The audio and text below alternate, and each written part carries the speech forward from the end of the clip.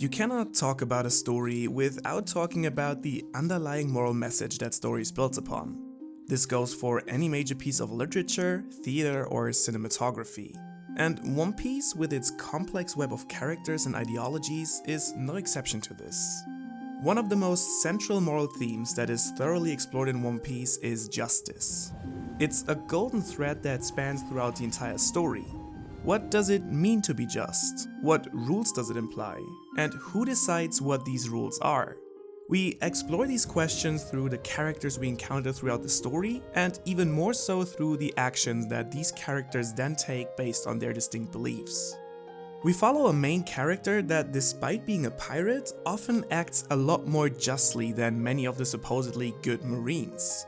And with the Revolutionary Army, Oda has even introduced an entity in the story that openly opposes an idea of justice under which large parts of the world are suffering. However, in no other context is the concept of justice explored as openly and distinctly as within the ranks of the Marine admirals. Each admiral has a unique perspective and take on what justice means for them. And as a consequence, each admiral impacts the story in very different ways.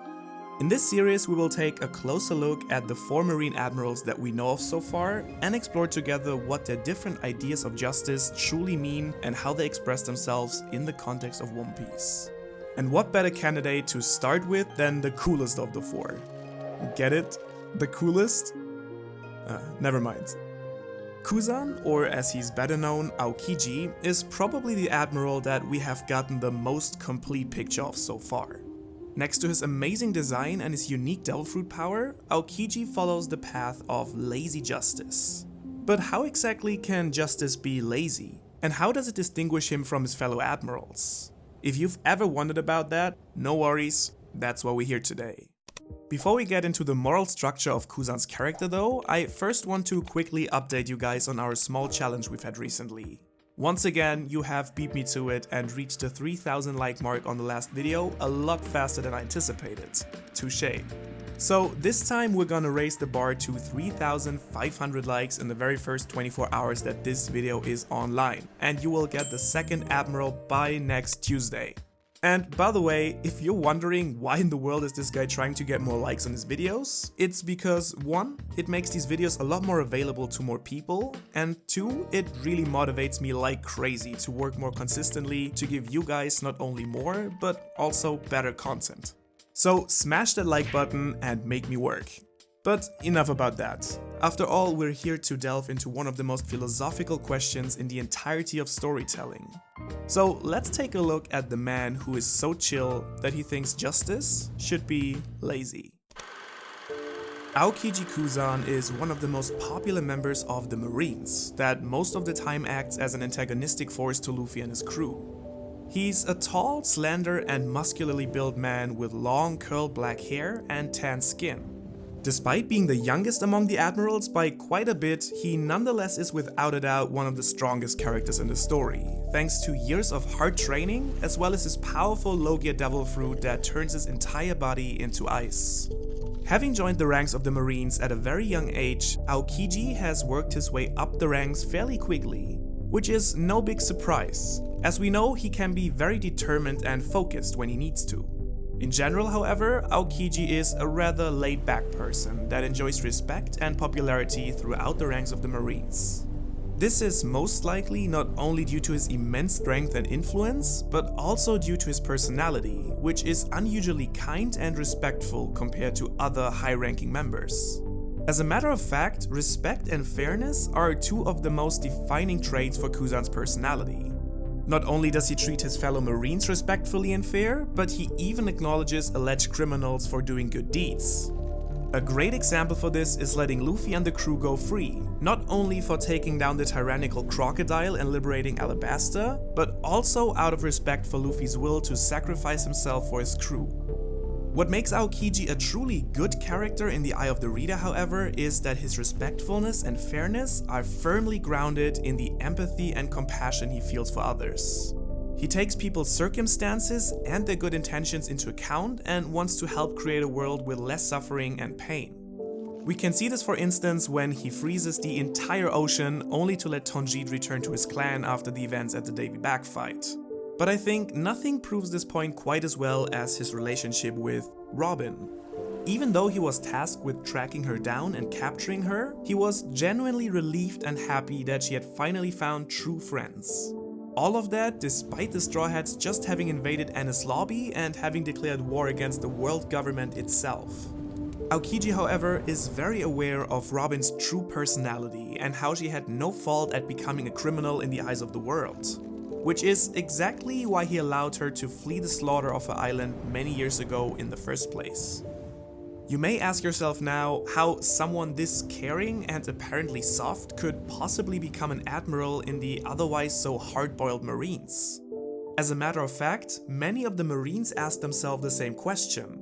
But the answer to that is quite simple. Kuzan has an incredibly strong sense of duty.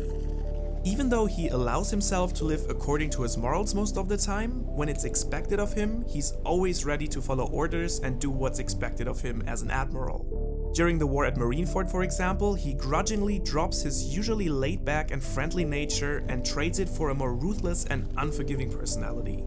And we can also see this when he first encounters Robin and the Straw Hats for the first time, where he at first decides to leave them alone before changing his mind and trying to take Robin, only to flip-flop once again after seeing Luffy stand up for her. What becomes painfully clear when we look at this example is how conflicted Aokiji is between his own idea of how to act morally and his duty as a member of the Marines and the world government. As you might have suspected, all of this also plays a decisive role in his sense of justice. So now, in order to understand what lazy justice actually means, let's have a look at Aokiji's character arc. To understand what Kuzan means when he talks about his lazy justice, we first have to understand how his character has developed over the course of the story. Despite the admirals not exactly getting a lot of screen time in the story, Aokiji has nonetheless undergone a significant change of perspective. As a base for that, we have to look at the admiral in his younger days, where he was actually still a vice admiral. To be more precise even, we have to look at the events surrounding the destruction of the island of Ohara. Back in time, Aokiji had a very different take on justice in general. When first informed about the events on the island by his men, he doesn't really care about the fate of the island. For him, it is simply the deserved fate of criminals that have to be taken out to protect the peace. He only changes his mind when he learns that his old friend Jaguar D. Sol, who previously had deserted the Marines to save Robin's mother Olivia, is also on Ohara. When arriving on the island, he appears indifferent to the injustice that is happening there in the name of the world government. And at first, Kuzan decides to follow his sense of duty and takes down his old friend Sol himself, who's trying to escape with the young Robin. When Sol confronts him about the massacre going on, Aokiji says that he has actually no real opinion about it. But we can already read from this response that he's not at all happy with what is happening. Just a short time later, however, he has to witness Akainu sinking a ship full of refugees simply on the whim that some of the scholars might have sneaked on board. This seems to be the decisive turning point for him. It becomes very clear that Aokiji indeed did have an opinion about what was happening, and he decides to let the innocent girl Robin escape the island. What this shows us is that Aokiji has always been good at heart, but forcefully has put his duty before his own ideals. He needed to realize the gruesome lengths to which the world government would go to protect its power. And he also needed to learn how to put his own morality into his actions as well, and distance himself from the justice practiced by the higher-ups. This is what the incident of Ohara was all about for his character. So now we know how Aokiji got to follow his path of lazy justice. But we still don't quite know what lazy is actually supposed to mean in this context. As a matter of fact, lazy can be seen in quite a variety of ways when it comes to justice. I would argue that Aokiji labels his justice as lazy to distinguish himself from his fellow admiral Akainu. While Akainu's absolute justice leaves no room for interpretation and situation-based morality, Kuzan's justice is lazy in the sense that it is not always necessary to take action no matter what. Sometimes it might be the right thing to take a look at things first and see how they develop. This is exactly what we see him doing most of the time, observing but not taking action unless he sees a truly justifiable reason for it. But even more so than that, I would argue that with the phrase lazy, Aokiji is actually hiding his true idea of justice, which is moral justice. When we strip away all the distractions around his character, at his core, Aokiji's idea of justice is based on his values. In other words, compassion, respect, and fairness. Since this very liberal take on the issue conflicts heavily with that of the world government, however, Kuzan can use his laziness as an excuse to actually take moral action in critical situations. While most people will see it as him being lazy and undetermined, Aokiji is actually able to make himself a clear image of the situation. He then can assess whether someone deserves respect or compassion and what the fair and right thing to do is.